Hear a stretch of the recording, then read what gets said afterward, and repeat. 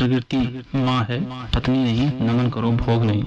बात समझ में आ रही है? तो प्रश्न कर रहे हैं कि प्रसंग में बताया गया है कि देवताओं ने बहुत लंबे समय तक सुख से राज्य किया, फिर उनके ऊपर दुख आया, तब जाकर उन्होंने देवी की स्तुति की। फिर आपने यह भी बताया कि धूल को लगातार साफ करते रहना होता है। हमारे साथ भी ऐसा ही होता है कि जब दुख आता है तभी हम लोग याद करते हैं, जब सम्मान चल रहा होता है, सब कुछ सही होता है, तब ऐसा नहीं लगता कि धूल साफ करनी चाहिए, और फिर जब धूल हद से ज्यादा बढ़ जाती है तभी साफ करते हैं। तो क्या ये ऐसे ही होता है या हम ध्यान रख सकते हैं इसका? तो इसका उत्तर सुनो। देवी ही इसका कारण है। देवी के प्रति अज्ञान भी देवी का ही कार्य है। आप क्यों भूल जाते हो? देवी को उस धूल का कारण भी स्वयं देवी ही है।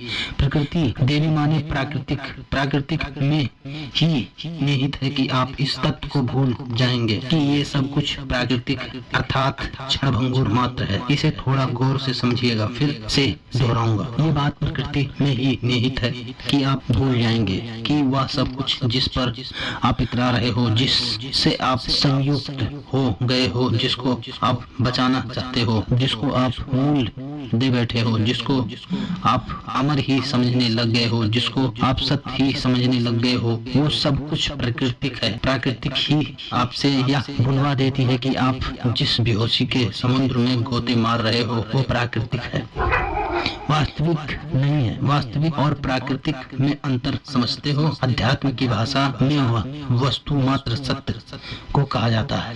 वस्तु माने जो है तो वास्तविक मात्र सत्य होता है, समझ रहे हो? प्राकृतिक है जो वो वास्तविक नहीं है। हम आम बोलचाल की भाषा में कह देते हैं कि ये रुमाल वास्तविक है, इशारा करते हुए ये कलम वास्तविक है, ये माइक वास्तविक है। अध्यात्म में ऐसे नहीं कहते। अध्यात्म में कहेंगे कि ये सब क्या है? ये सब प्राकृतिक है। आप कहोगे अरे माइक प्राकृतिक कैसे हो गया? प्राकृतिक तो वो चीज होती है ना जो जंगल में पाई जाती है। नहीं, जंगल में अगर मकड़े का जाल लगा हो तो उसे किसने बनाया? मकड़े ने। उसे आप प्राकृतिक मानते हो? नहीं मानते हो। मकड़े के जाल को निर्माण जंगल में किसने किया? या आपके घर में भी मकड़े के जाल लगा है तो इसका निर्माण किसने किया? मकड़े ने। तो मकड़े की निर्मित को आप प्राकृतिक मानते हो कि नहीं मानते हो?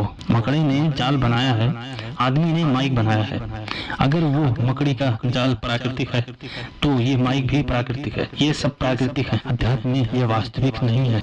लेकिन प्रकृति के ही खेल में यह अविद्या भी निहित है। प्रकृति को ही अविद्या भी बोलते हैं, प्रकृति को ही माया भी बोलते हैं। प्रकृति के ही खेल में ये अविद्या भी निहित है कि जो प्रकृति है उसको आप समझने लग जाओगे वास्तविक, और जब आप प्रकृति को वास्तविक समझने लग जाते हो, प्रकृति यानी देवी का ही माया जाल, तो आप पर दुख आता है। तो दुख का कारण भी कौन है? देवी स्वयं है। दुख का निवारण भी कौन है? देवी स्वयं। कारण भी वही है, निवारण भी वही है। तभी तो जीवन भी देवी है, मृत्यु भी देवी है। भारत में कहते हैं नहीं कि कष्ट आ गया किसी पर तो क्या कहते हैं? देवी रुष्ट हो गई। तो कष्ट भी देवी ही है, किसी और ने नहीं किया, कष्ट दे दिया देवी ने, कष्ट दिया देवी ने, कष्ट दिया। इस बात का मतलब क्या है कि प्रकृति के माया जाल में उलझकर तुम कुछ गलती कर बैठे हो, ये मतलब है इस बात का। जो भी कोई गलती करता है इसीलिए करता है ना कि क्योंकि वह अहंकार में उलझ गया, भीतर कहीं कुछ भ्रम हो गया, काले को सफेद समझ बैठा, माने प्रकृति ने उसको धोखा दे दिया। प्रकृति माने संसार, संसार माने प्रकृति, संसार से धोखा खा गया। संसार में सिर्फ बाहरी संसार नहीं, जो भीतर संसार है वो भी प्रकृति है। धोखा खा गए तभी तो कष्ट हुआ। तो तुम्हारा कष्ट किसने दिया? देवी ने दिया, क्योंकि देवी ही तो जगत है। उनको क्यों जगदम्बा बोलते हैं? क्योंकि जगत जननी बोलते हैं। कष्ट भी वही देती है, कष्ट से मुक्ति भी वही देती है। कष्ट वो कब देती है? जब तुम प्रकृति को प्रकृति ना समझ करके अहंकार के उपयोग भोग की वस्तु समझ लेते हो। जैसे कि अभी थोड़ी देर में शुंभ और निशुंभ करने वाले हैं, वही देवी जिनके सामने देवता नमित हो रहे हैं, क्योंकि अब उनकी अकल ठिकाने आ गई है। दुख पड़ा है, चोट लगी है, सिंहासन छिना है, तो होश में आ गए। तो वो अब देवी से दूर खड़े होकर कह रहे हैं, नमो नमः नमो नमः, नमस्तै नमस्तस्यै नमस्तस्यै। उनको दुख कटेगा, अब मिटेगा। और दैत्य वो कर रहे हैं जो आम आदमी करता है, कि दैत्यों ने देवी को देखा और देवी से कहा रहे हैं कि तुम जाओ, बिल्कुल हमारे राज्य में आओ, हमारी पत्नी बनो, है ना, हम भोग करेंगे तुम्हारा, तुम परम रूपी हो, तुम तो स्त्रियों में रतन हो, हम तुम्हें भोगेंगे। ये समझ रहे हो, आदमी के भीतर की किसी वृत्ति की ओर इशारा है। प्रकृति को भोगना है, प्रकृति में जहाँ सुंदरता दिखी नहीं उसको क्या कर लेना है, भोग लेना है। ऐसे ही इंसान की वृत्ति होती है।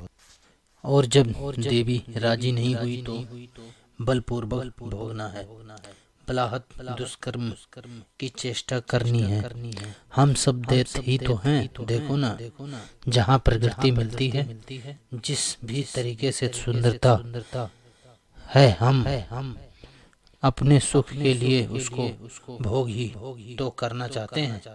यही शुंभ निशुंभ कर रहे थे।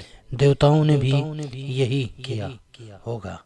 लगेंगे होंगे, खूब भोगेंगे, भोगने में संसार को, जीवन को। तो आ गई फिर आपदा, पर आपदा ने उनको कम से कम जरा जगह दिया, होश में ला दिया। तो फिर देवी के सामने खड़े हो गए। इसीलिए नहीं है कि देवी को भोगेंगे, बल्कि बच्चों की तरह, बालक की तरह नमन करके हाथ जोड़कर।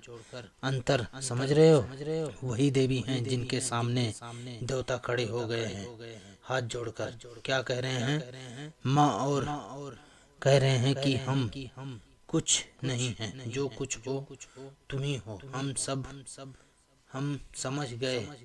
और वही देवी हैं जिनके सामने शुंभ निशुंभ खड़े हो गए हैं और कह रहे हैं, माँ नहीं पत्नी, ये दैत्य हैं। हम उपभोग करेंगे, हम सुख लूटेंगे तुम्हारी काया से, तुम्हारे रूप से। और फिर निश्चित ही है कि संसार होगा, और हुआ भी दैत्य का संसार, दैत्य का संहार, और बढ़िया वाला हुआ। ऐसा पिटाई, ऐसा पिटे हैं कि 8 अध्याय तक उनके मिटने की ही गाथा है। अब यह से शुरू हुई 5वें से लेकर 13वें अध्याय तक चीखेंगे। मुझे तो लग रहा है कि मैं बताऊंगा क्या क्या। इतने तरीकों से पिटे गए, कभी दाएं से, कभी बाएं से, और तीर से, गदा से, सूल से, और होश तब भी नहीं आ रहा है उनको। एक के बाद एक उनके सेनापति मारे जा रहे हैं, सेनाएं खत्म हो रही हैं। शुंभ निशुंभ में भी पहले एक का वध होता, दूसरे को तब भी होश नहीं आता। पूरा पिटकर ही मानते हैं दोनों। क्योंकि नहीं कह पाए नमो नमः, नहीं देख पाए स्त्री में माँ को, रूप भोगने के लिए ही आतुर रहे। अब यहाँ पर बात किसकी? स्त्री माने किसकी की नहीं हो रही है। नारी की बात नहीं हो रही है। स्त्री से क्या आशय है?